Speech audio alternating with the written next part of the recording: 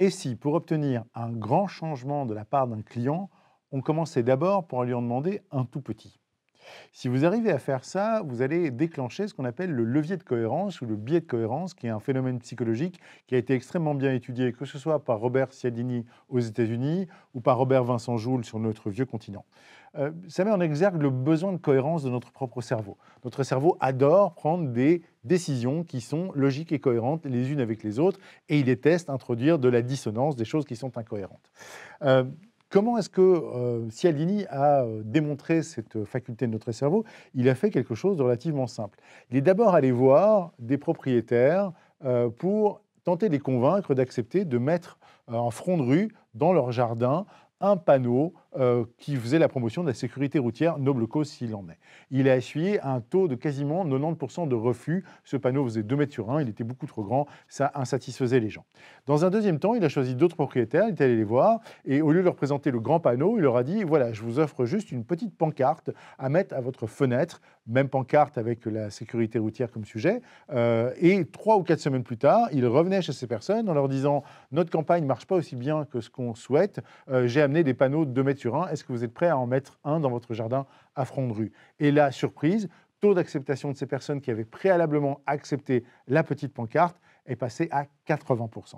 Ça veut dire quoi? Ça veut dire qu'à partir du moment où ils ont accepté la petite action, ils ont eu beaucoup plus facile à accepter la grande. Ce n'est pas un hasard si la majorité des démarcheurs pour des associations caritatives, pour pouvoir obtenir de vous un don, un achat ou un abonnement, vont d'abord vous faire exprimer une opinion qui va dans le sens de la cause qu'ils défendent et voire même vous obtenir de vous une signature sur une pétition. Ces deux actes-là sont engageants. En fait, ils ont un faible coût d'engagement parce qu'ils ne sont pas très durs à faire, mais d'un autre côté, ils engagent votre biais de cohérence et ça va permettre aux actions suivantes qui est de vous proposer d'acheter un autocollant à 5 euros ou de participer à une campagne de levée de fonds à 500 euros, beaucoup plus cohérente que si ne vous avez pas fait signer d'abord. Comment est-ce qu'on applique ça en vente? Eh bien, on trouve des petits éléments d'opinion ou d'avis sur lesquels le client peut s'exprimer en faveur du changement qu'il peut entreprendre. On lui fait dire que quelque part, le produit ou le service qu'on lui propose va probablement améliorer sa situation.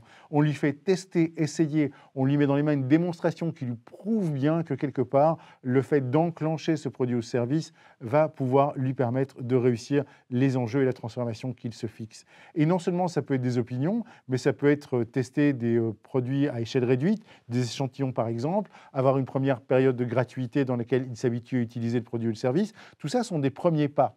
Je me souviens d'un coach sportif qui me disait, tu sais Laurent, le plus difficile à faire chez moi, c'est pas de faire 100 pompes, c'est de faire la première. Et par rapport à des gens qui ont du mal à se mettre à l'exercice tous les matins, je leur donne jamais un nombre d'exercices à faire. Je leur dis simplement, le plus important, c'est que tu fasses ne fût-ce qu'un seul exercice. Et tu serais bluffé par voir les transformations que j'arrive à obtenir. C'est exactement la même chose, c'est l'application du principe de cohérence. N'essayez pas de faire 100 pompes à votre client, commencez par le convaincre d'en faire une et vous verrez que de lui-même, il embrayera les suivantes.